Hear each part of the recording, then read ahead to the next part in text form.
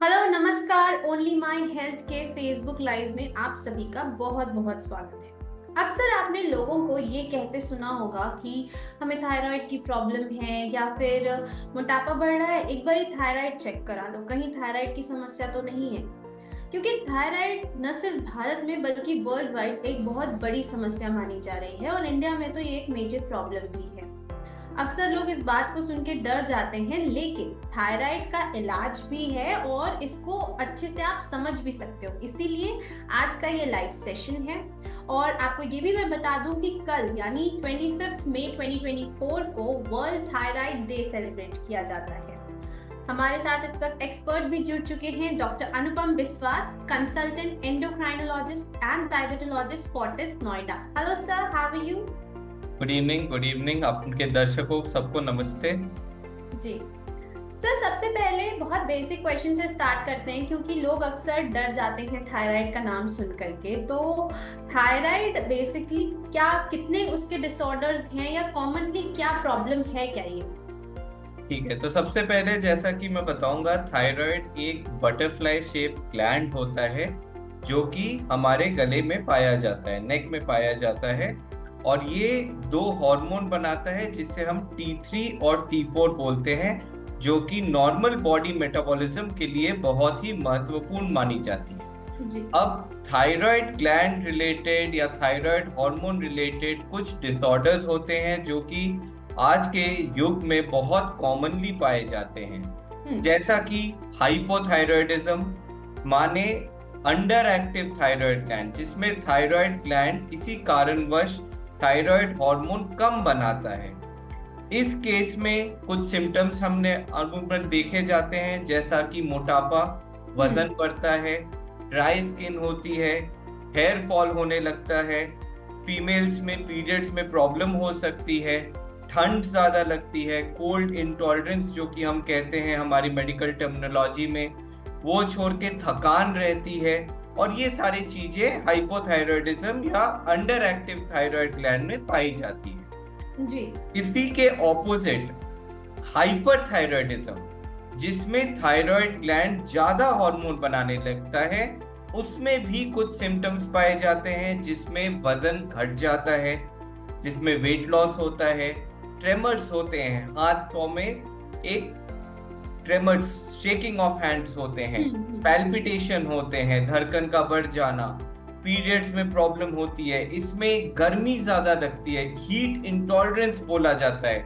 Sweating, palpitation, hair loss, ये सारे thyroid gland के डिसऑर्डर्स में पाए जाते हैं। सबसे कॉमनली हाइपोथायरॉयडिज्म पाया जाता है, वो छोड़ के हाइपरथायरॉयडिज्म भी अनुमान देखा जाता है। ये छोड़ के दो तीन और थायराइड रिलेटेड डिसऑर्डर्स हैं, जैसे कि थायराइड नोड्यूल, अगर थायराइड ग्लैंड में कोई गांठ बनी हो वो भी इवैल्यूएट करना जरूरी है, क्योंकि there is a disease called thyroid cancer. तो हमें अनुमान देखना पड़ता है कि कहीं वो नोड्यूल आगे चलकर कैंसरस होने का चांस तो नहीं है। ये छोड़ के और मेजर कुछ पाया नहीं जाता। कुछ और रेयर डिसऑर्डर्स हैं जो कि पिट्यूटरी रिलेटेड होते हैं, जिसका इफेक्ट थायराइड ग्लैंड पे भी होता है। बट थायराइड रिलेटेड डिसऑर्डर्स में हाइपोथायरॉयडिज्म, हाइपरथायरॉयडिज्म, थायराइड नोड्यूल्स और थायराइड कैंसर, कॉमनली ये चार डिसऑर्डर्स थायराइड रिलेटेड आज के युग में पाए जाते हैं। जी, अभी आप जैसे सिम्टम्स बता रहे थे तो उसमें आपने वेट का बढ़ जाना भी एक सिम्टम बताया, लेकिन अक्सर बहुत सारे लोग ये भी कहते हैं जिनका वेट घट रहा होता है, उनसे अगर पूछते तो वो कहते हैं उनको भी थायराइड है। तो क्या थायराइड में वेट घटता भी है? हाँ, तो इसमें दो तीन कारणों से वेट घट सकता है। जैसा कि मैंने बताया, हाइपरथायरॉयडिज्म में मेटाबॉलिज्म बढ़ जाता है, क्योंकि थायराइड ग्लैंड ज्यादा हार्मोन बनाने लगती है। उस केस में पेशेंट का वेट घट सकता है। वो छोड़ के कभी कभी कुछ हाइपोथायरॉयडिज्म के पेशेंट होते हैं जो दवाइयां डोजेज ले रहे होते हैं और अपनी रिक्वायर्ड डोज से ज्यादा डोज ले रहे होते हैं। In that case hypothyroidism patient भी हाइपरथायरॉयडिज्म में चले जाते हैं और उन केसेस में भी वेट लॉस पाया जाता है। ये छोड़कर थायराइड कैंसर में भी वेट लॉस देखा जा सकता है। बिल्कुल। अच्छा, क्या लाइफस्टाइल हमारी जो है, क्योंकि आजकल बहुत अनहेल्दी लाइफस्टाइल हो गई है, तो क्या उसका भी थायराइड से कोई असर होता, कोई इम्पैक्ट होता है? बहुत मेजर असर नहीं होता, बट हाँ स्ट्रेस एक फैक्टर है, क्योंकि माना जाता है कि स्ट्रेस हार्मोन अगर ज्यादा हो, स्ट्रेस लेवल अगर किसी में ज्यादा हो, तो जो स्ट्रेस हार्मोन होती है कॉर्टिसोल, वो ज्यादा बनती है बॉडी में। जब कॉर्टिसोल ज्यादा बनती है, कॉर्टिसोल जो है T4 से T3 को कन्वर्जन में रोकता है या कम करता है। इन दैट केस जो एक्टिव हार्मोन है थायराइड ग्लैंड का T3, वो कम बनती है। इस केस में थायराइड ग्लैंड से जो एक्टिव हार्मोन है वो कम बन रही है, तो हाइपोथायराइडिज्म के जो सिम्टम्स हैं वो पेशेंट पे पाए जा सकते हैं। वो छोड़ के स्ट्रेस रिलेटेड कुछ कुछ डिसऑर्डर्स हैं जो ऑटो इम्यून डिसऑर्डर्स है थायराइड ग्लैंड के, जैसा कि ग्रेव्स डिजीज या हैशिमोटोस थायराइडाइटिस, इन सब को स्ट्रेस प्रेसिपिटेट या एग्जैजरबेट कर सकता है। इसलिए पेशेंट्स जो थायराइड हार्मोन के प्रॉब्लम से जूझ रहे हैं, उन्हें बोला जाता है कि आप स्ट्रेस कम लें, आप रिलैक्सेशन पे ध्यान दें, मेडिटेशन, योगा, एक्सरसाइज और एक हेल्दी लाइफस्टाइल को अपनाएं। हेल्दी डाइट एंड एक्सरसाइज जो कि बहुत ही महत्वपूर्ण है, नॉट जस्ट थायराइड, किसी भी अदर मेटाबॉलिक डिसऑर्डर के लिए।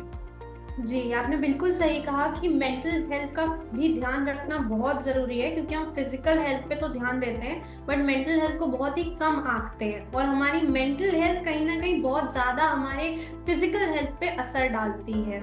अच्छा, आप अभी जैसे खाने की बात, न्यूट्रिएंट्स की भी बात कर रहे हैं कि हेल्दी फूड लेने चाहिए, तो क्या क्या हेल्दी न्यूट्रिएंट्स हैं जो एक इंसान को लेने चाहिए ताकि वो इस बीमारी से बचा रहे? हाँ, तो देखिए, जैसे कि डायबिटीज में एक पर्टिकुलर डायबिटिक डाइट होती है, ठीक है, जिसमें हाई ग्लाइसेमिक इंडेक्स वाले फूड अवॉइड किए जाते हैं। थायराइड में ऐसी कोई पर्टिकुलर थायराइड डाइट नहीं है। थायराइड पेशेंट को बोला जाता है आप हेल्दी डाइट लीजिए। हालांकि एक क्रूसीफेरस वेजिटेबल्स की एक ग्रुप होती है जिसमें देखा गया है कि अगर आप रॉ क्रूसीफेरस वेजिटेबल्स लें, जो कि आपकी कॉलीफ्लावर है, कैबेज है, ब्रोकोली है या सोए है, ये सब अगर आप रॉ ज्यादा ले रहे हैं तो उससे थायराइड ग्लैंड पे थोड़ा बहुत असर हो सकता है। अगर इन्हीं क्रूसीफेरस वेजिटेबल्स को आप कुक करके खा रहे हैं तो उसके अंदर के जो गोइट्रोजेंस होते हैं वो डिस्ट्रॉय हो जाते हैं, तो उस केस में थायराइड ग्लैंड पे डाइट बहुत ज्यादा इफेक्ट नहीं करती है।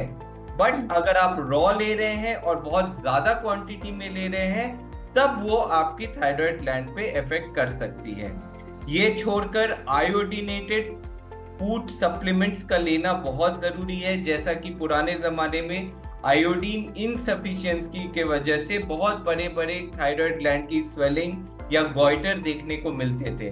फिर जैसे जैसे लोगों को पता चला कि ये थायराइड ग्लैंड रिलेटेड है, तो फिर गवर्नमेंट ने स्कीम्स लेके आए जिसमें आयोडीन फोर्टिफिकेशन होने लगे। सॉल्ट में जैसे आयोडीन सॉल्ट मिलने लगा, बाकी अलग अलग खानों में भी आयोडीन की सप्लीमेंट्स होने लगे। ये होने के बाद थायराइड ग्लैंड की जो प्रॉब्लम्स होती थी आयोडीन डेफिशिएंसी के कारण, उसमें काफी घटाव आया है। तो आयोडीनेटेड सॉल्ट और आयोडीनेटेड फूड आइटम्स लें और एक हेल्दी डाइट फॉलो करें, जिसमें मैंने बोला क्रूसीफेरस वेजिटेबल्स जो रॉ हो वो ज्यादा उपयोग मत करें। अगर आप कुक करके ले रहे हैं तो उसमें कोई प्रॉब्लम नहीं है। हेल्दी डाइट बहुत इंपॉर्टेंट है, जिसमें ग्रीन वेजिटेबल्स, फ्रूट्स, ये सब आपको कंटिन्यू करना चाहिए। बिल्कुल बिल्कुल, हेल्दी वेजिटेबल, हेल्दी फूड और उसके साथ साथ हेल्दी लाइफस्टाइल, यानी जैसे आपने कहा योगा, एक्सरसाइज, ये सब भी बहुत जरूरी है। अच्छा, स्ट्रेस की सर अगर बात हो रही है तो एक बहुत इंपॉर्टेंट चीज आती है स्लीप, सोना। जो आजकल ऐसा हो गया है कि रात को लेट सो रहे हैं, सुबह लेट उठ रहे हैं या सुबह जल्दी उठ रहे हैं, जैसे भी है, बट स्लीप साइकिल सबकी बिगड़ी हुई है। क्या स्लीप साइकिल का भी थायराइड से कोई कनेक्शन है? हाँ, जैसे कि मैंने बताया, अगर आप पूरी नींद नहीं लेते हैं तो आपके बॉडी में स्ट्रेस ज्यादा होगी। जब स्ट्रेस ज्यादा होगी, स्ट्रेस हार्मोन्स जैसे कि एड्रेनालिन है, कॉर्टिसोल है, ये सब ज्यादा बनेगी। जब ये ज्यादा बनेगी तो उसके वजह से जो एक्टिव फॉर्म है थायराइड ग्लैंड का, जो हार्मोन बनती है एक्टिव हार्मोन T3, वो कम बनती है। बनती तो है, बट वो T4 से T3 जो कन्वर्ट होती है उसको कॉर्टिसोल थोड़ा सप्रेस कर देता है।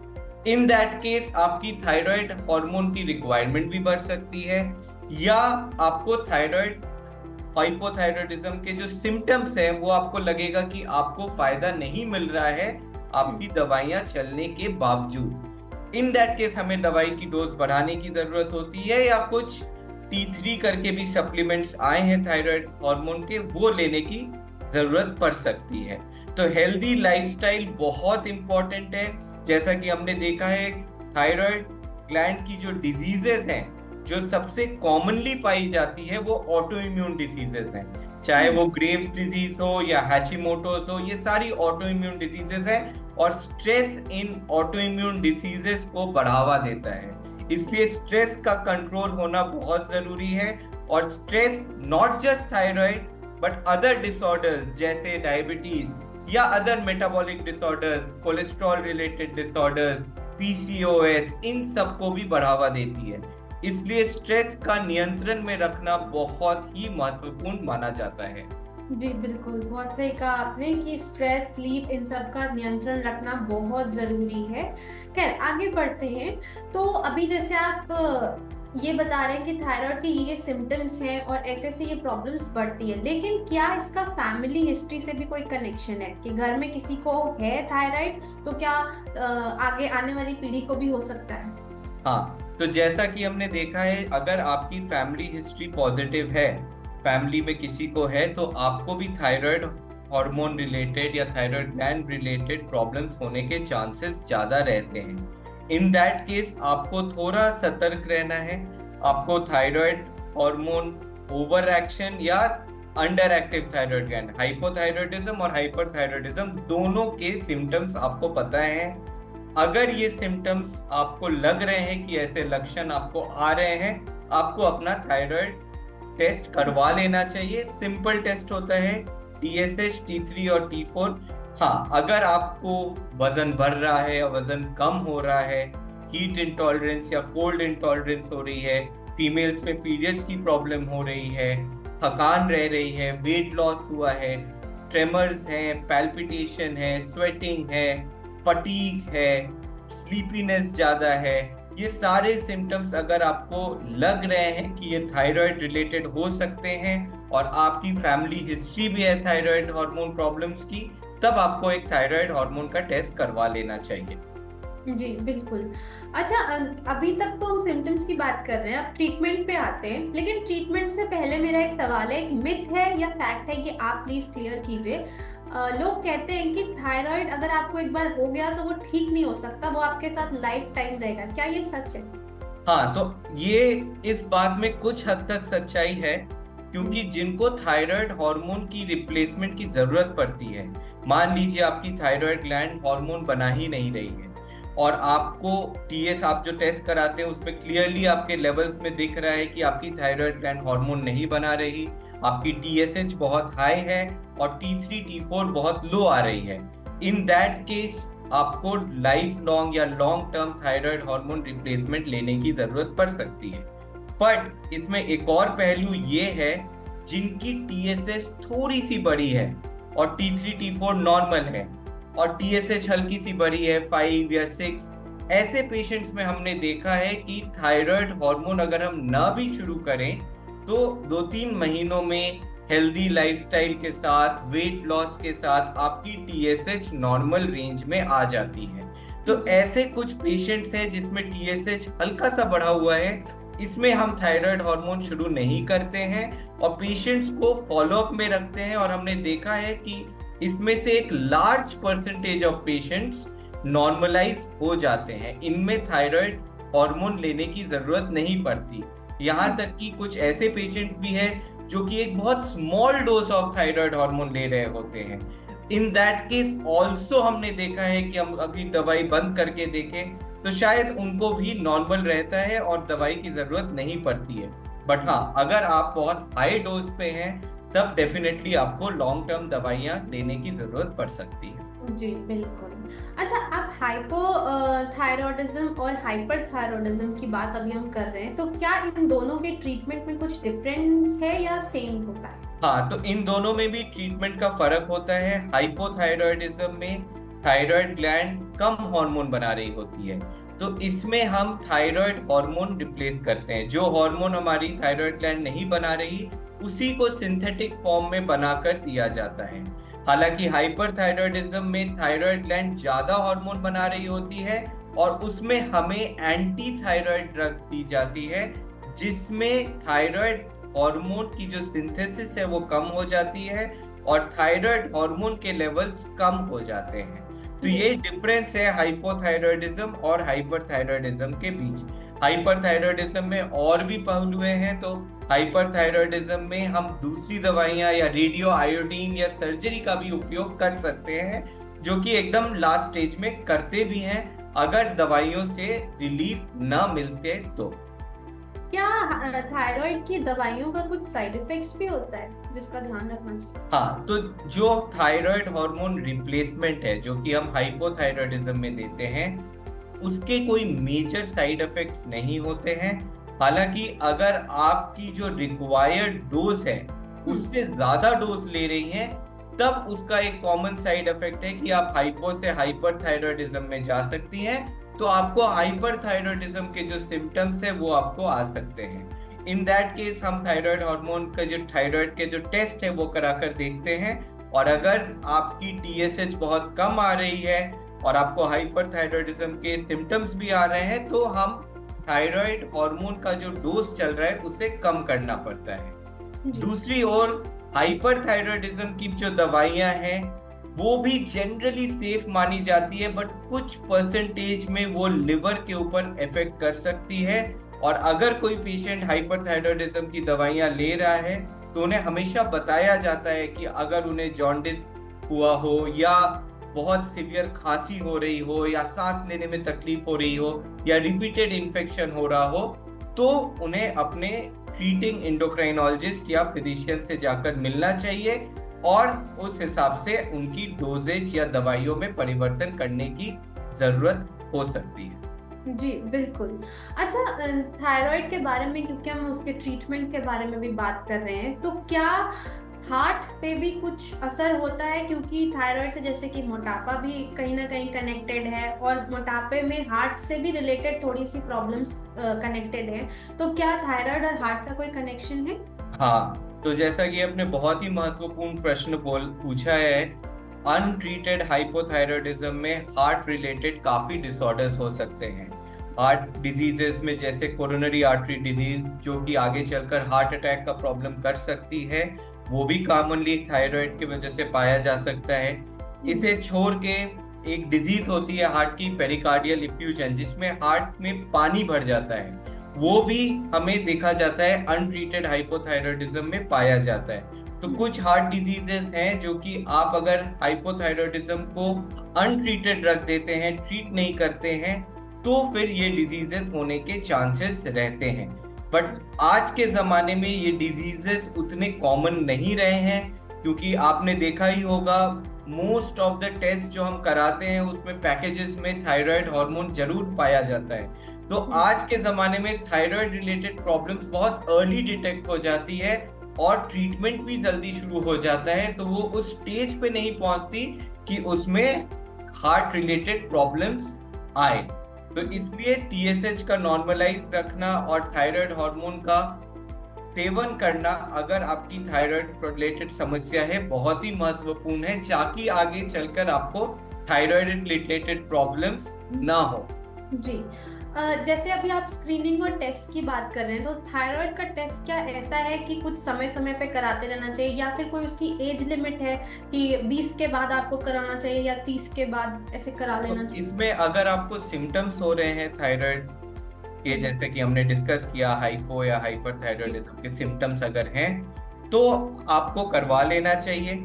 और वो छोड़ के कोई भी डिसऑर्डर वंस अ ईयर अगर आप चेकअप कराएं तो बेहतर रहता है, चाहे वो डायबिटीज हो, BP हो, एक रेगुलर इवैल्यूएशन साल में एक बार आप करवा सकते हैं। हाँ, जो दवाई ले रहे हैं, अगर उनकी हाइपोथायरॉयडिज्म है और ठीक चल रही है, तो आप 6 महीने या साल में एक बार टेस्ट करा सकते हैं। अगर किसी को हाइपरथायरॉयडिज्म है और वो दवाइयों पे है, तो उन्हें 4 से 6 हफ्ते में एक बार टेस्ट करवा लेना चाहिए। जी, मतलब रेगुलर स्क्रीनिंग भी बहुत जरूरी है, यानी साल में या हफ्तों में, वो आपकी डिजीज के ऊपर डिपेंड करती डिजीज है। के ऊपर डिपेंड करता है। बिल्कुल।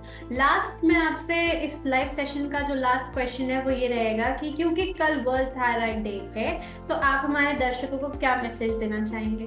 तो वर्ल्ड थायराइड डे पे मेरा सबसे महत्वपूर्ण मैसेज थायराइड पेशेंट्स के लिए यही है कि ये बहुत बड़ी बीमारी नहीं है, इसको नियंत्रण में रखा जा सकता है।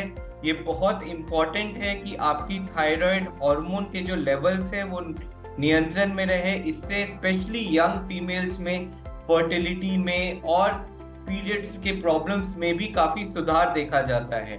तो डरिए मत, सालाना चेकअप कराते रहें और जैसा आपके डॉक्टर सलाह देते हैं आप अपनी दवाइयों का सेवन करें, दवाइयाँ छोड़े नहीं, ताकि आपकी थायराइड रिलेटेड प्रॉब्लम नियंत्रण में रहे। जी बिल्कुल, बहुत सही कहा। Regular checkup is also important और आप रेगुलर स्क्रीनिंग्स भी कराइए। Thank you so much doctor Anupam हमारे साथ जुड़ने के लिए, एंड थैंक यू ऑडियंस हमारे साथ जुड़ने के लिए। आई होप ये लाइव सेशन आपके लिए बहुत इंसाइटफुल रहा होगा। कमेंट करके बताइए कैसा लगा आपको ये लाइव सेशन, और ऐसे ही हेल्थ रिलेटेड इन्फो के लिए ओनली माई हेल्थ के साथ जुड़े रहें। नमस्कार।